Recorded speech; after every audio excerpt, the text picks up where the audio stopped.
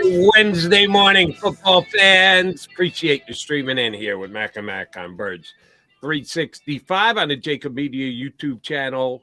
Johnny Mac up and out early this morning to get the dog. What a beautiful day. What a beautiful morning this was when I got out earlier before 7 o'clock. And I said, damn, this would be a great day for a football practice. Oh, that's right. The Eagles. Eagles will some teams are practicing. No kidding. No. That's why I brought it up. We know the Eagles are not. No mandatory mini camps. A lot of teams around the National Football League have mandatory mini camps. And you know, I'm an old school guy who believes practice makes perfect, and the Eagles doing less than more still kind of rubs me the wrong way, but I can't chirp too much about it because they did it this way last year, went to a Super Bowl, and not everybody predicted that was going to be the case, so you have to give them the benefit of the doubt. Well, here's one good thing about the Eagles not having mandatory minicamp this week, John. Nobody's a no-show because there are a couple of guys around the National Football League that aren't in camp, mandatory mini camps this week. And if you don't have them, you don't have to worry about that at all. Right, Johnny Mac? That's a good point. You know, I'm trying to think. The Eagles wouldn't have anybody in that situation anyway. But, yeah, I mean, that's an opportunity. You know, you're not holding out a voluntary work. So when people say hold out when guys don't show up, there's evidence, you know, that they're not happy with their deals or whatever in certain situations. But mandatory is mandatory, and you get fined if you don't show up. So it's officially a holdout when guys under contract don't show up for mandatory minicamp, and you've seen a handful of guys around the league sending a message that either they're not happy for whatever reason or looking for a trade, looking for a new deal. So, yeah, if you don't have mandatory camp, and by the way, there are a couple teams canceled their mandatory camps as time went on. And I'm with you. I think, you know, I'm an old school guy. I agree with you. Practice makes perfect. Where I think we differ is you're not allowed to practice. So what's the point?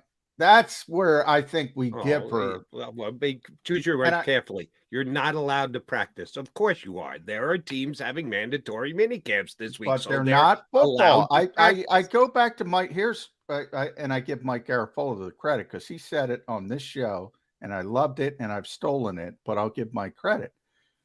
We don't play football in the spring. There's no pads. There's no nothing. There's no, you know, there's no contact. We don't play football in the spring. I remember way back, it's not way back, but the Ivy League was the first sort of domino of this. And they said, and I still remember the day clearly, and they said they banned contact at practice. And I said, well, this is stupid. I mean, this is not football, but they're, as usual with the smart guys, they're ahead of the curve. And now everybody does it, and it's just a part of and now already people don't even think about it. But and again, Mike, we do not play football in the spring. They don't play football. So that's where I think that if they could practice, I agree with you 110%, which is not a real number, but you get my point. Mm-hmm. I agree with you wholeheartedly. And I think we would have a better product, and I think all this stuff, but there's negative ramifications. You'd have more injuries. Chuck Clark, your guy, sort of tore his ACL, with the Jets. That's why they went out and got Adrian Amos. Now, that kind of stuff happens, but you go back and forth and you say, what's the cost benefit analysis? And they are where they are. They collectively bargained it, and you're not allowed to do football. So, you know, who cares? Right. Well, put my hand up. I care. So there are three potential things we're talking about here. Playing football, a.k.a. practicing, helmets, scrimmaging, what we have known forever to be playing football, working together, doing drills, 7-on-7s, the activities that the Eagles did last week or shutting it down and doing nothing. If number one is no longer available, as you and Mike Garafolo point out and want to harp on, there's no such thing as playing football in the spring. Okay, then you're down to two choices. If you say choice number one is no longer available, you can't do it. You choose choice three, which is do nothing, take downtime, don't get together, don't work on skills, don't do anything. I'm going to take my second choice rather than my last choice. I'd rather see the team be together, work on things, more film study, whatever it is other than playing football. At least if they're doing it together, I think they're getting something out of it. And I'd rather get something out of it this week than nothing. Well, that part I agree with. I think the structure, especially with the young players, is important. I think being in the building is important, and that's where I would push back against the Eagles a little bit. You know, we talked about Jalen Carter. What can they do with Jalen Carter? Well, not much, but if you keep him around for another week, that's another week. Rather have him come into the building during the day than not at all. Structure. That's what I'm talking. I think, especially with younger people, it's very, very important. So that's where I agree with you. There's room for pushback, and I think this is allowed. And even if you're doing it as you know, obviously from the Eagles standpoint, the meetings and the technique work is more important. Now, the Eagles would have to open up the practices, which they don't want to do because it's league mandated rules. So that enters into it. But yeah, I think if I were the Eagles, I've said it consistently. I haven't changed. I would use every available session I was allowed because of that structure. That part I agree with. That the actual practicing, I mean, it is what it is. If it's collectively bargained away, there is nothing you can do about it. Yeah, some teams try and they get called on the carpet and they end up getting fined and punished. So, yeah, I'm not looking for the Eagles to do that. I'm just saying time spent in the building is good, and the Eagles choose to do less than more. But this week, they've got no drama, and some teams around the NFL do because of guys not showing up for quote-unquote mandatory mini camps. One of which, and give me a rules explanation on this. I think I know, but I'm not 100%, so I give to your expertise. Saquon Barkley certainly didn't show at the Giants minicamp. They slapped the franchise tag on him during this offseason. They've been talking about it, a contract extension. They've got till July 17th. They got another month that you have to get it done by. If you don't get it done by July 17th, then you can't do an extension. It's either you play on the tender or you don't play at all. And they haven't made near enough progress of getting a deal done. So Saquon was a no-show at mandatory minicamp this week. Now, he can't be fined, can he? No, he's not under contract. So he's technically a free agent. So, no, he's fine. He's not holding out technically. He hasn't signed his contract. Now, we all know nobody's going to offer what it would take to sign an offer sheet or anything of that nature, which the window has passed anyway. But that position's interesting, and I'm going to be interested to talk about that with our new guest today about the devaluation of that position as a whole. But no, to your point, he's not under contract, and unless he signs that franchise, if he signed that tender and didn't show up, he could be fined. Right. But obviously, he's not that dumb. So he doesn't have to show up, and he's not showing up. Right. And that is kind of a key component to the Giants this year, who, of course, the Eagles get to play twice. They've owned of late, and without Saquon Barkley, I don't give the Giants much of a chance to beat the Eagles this year either way, but without Barkley, that would be a big problem for the Giants. And yeah, he was one of the guys around the league who held out. Speaking of yesterday, when we had these holdouts and at least the first time I got a chance to see it via social media, the Eagles gave out championship rings. Yeah, NFC they do that. Championship rings. Yeah. And they did so without a ceremony, without holding up a game, without pomp and circumstance like the Phillies did this year, because the two Philadelphia teams got to the exact same point last year, to the championship round. and then both unfortunately came up short. Eagles lose the Super Bowl to the Chiefs, and the Phillies lost the Super Bowl, the World Series, to the Houston Astros. And I was down there this past April when they gave out the Phillies championship rings on a Sunday afternoon before the third game of the season. And it caused a little stir. Do you even celebrate a championship, a conference championship? Does it mean anything? Is it okay? Are you holding your hand up and say, yes, we accept the participation trophy? I'm kind of in the middle on this. I think winning a conference championship, winning a league is an accomplishment.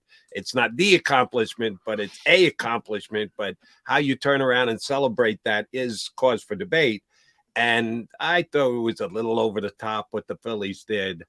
But the Eagles, yeah, I wouldn't celebrate it, but that's been going on for years, Jody. I mean, they've been giving out conference championship rings since the beginning. I mean, I got to know all those old Vikings when I was in Minneapolis, and they got a bunch of them. I mean, from the 70s.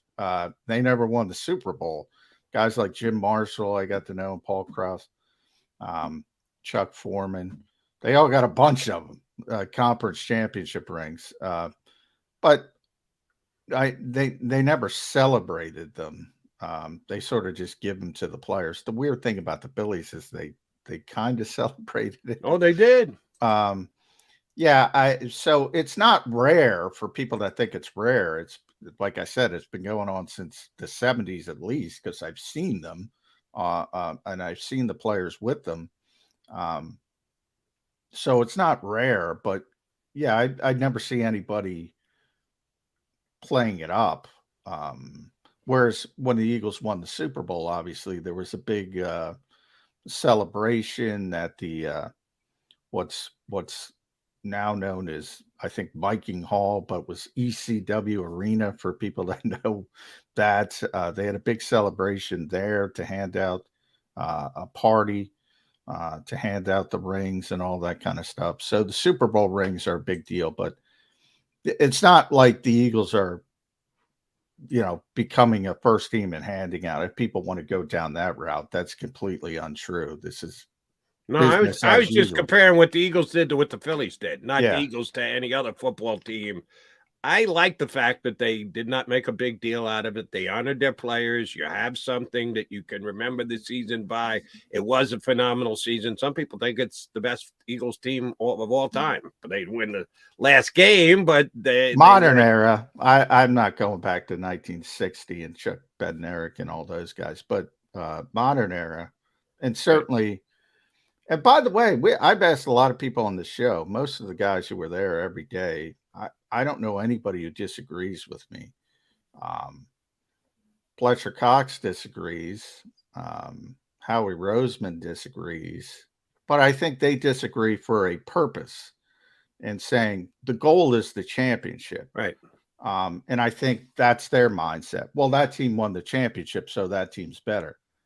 They weren't. This team was better. This is the best team I've ever covered. Last year's team, and I covered the 98 Vikings, who were 15-1 and probably should have won the Super Bowl. Gary Anderson, the first perfect season, blah blah blah. And they were better than them. Yeah, that was a good team, and that's why it's so disappointing when you get that close and you're that good. And they knew they were that good. That's the kind of the point. They knew how good they were, and you get kicked down at the top of the mountain. You're right there. You're reaching for the flag, so to speak, and you get knocked off. And then you got to start all over again. That's whether you want to call it Super Bowl hangover, whether you want to call it human nature. That's going to be difficult getting over that hump. Yeah, it's a bit of a semantical debate, but I'm with Howie and Fletcher on this one. First things first, you got to win the championship. Then you can compare championship teams to other championship teams and who had the better team, and that brings into consideration which was the better roster. If you don't finish the deal, then you're not in the conversation. That's just different ways to look at it. I think you can absolutely say what was the better roster. Last year's roster was better than the 2017 roster, therefore it makes it a better team. That's not the way I look at it. If you don't finish it off, if you don't win that last game, then that kind of eliminates you. Even if you have a more talented roster, you can acknowledge it's a more talented roster, but it wasn't a better team for me because the other one did finish the deal and won that last game. So different ways of looking at the same thing. But I give the Eagles credit. First of all, it was a nice ring. The Phillies ring, if you didn't see it way back when in April when they gave a little ostentatious, a little over the top, a little bit much for yours truly. Eagles is a good, simple, stated, got everything that you need in there, sharp looking, but not outrageous ring. And I like the fact that they gave him out kind of without making a big deal about it, and gives the guy something to certainly look forward to this year, getting an upgraded ring if they can actually win the last game of the season. He's John McMullen. I'm Jody McDonald. Mac guys got two good guests for you today. Our usual early Wednesday contributor, that would be Mike Gill from the Sports Bash down the shore, ESPN 97.3. And then a little later on today, we're going to have Alex Vigderman on from Sports Information Solutions. If you recognize that name, it's because we get Matt Manicherian on around draft time. He also works for Sports Information Solutions. The combination of analytics with scouting. It's kind of like Pro Football Focus, another company that does put out information and ratings and stuff like that. They had a good article up on their website just a couple of days ago where D-backs ranked. And there's a big difference between where Darius Slay ranks via statistics and where he ranks via scouting. They just put one up yesterday about wide receivers. Sure enough, I asked Johnny Mac yesterday, is Devontae Smith in the top 10 yet? We'll put that by Alex Vigderman, who is the senior at the director of football analytics for SIS. He's going to join us in hour number 2. So let's get this bad boy rolling. Mike Gill first. We'll do a little scouting and analytics later. You got Mac here with you on Birds 365. Do you stream on a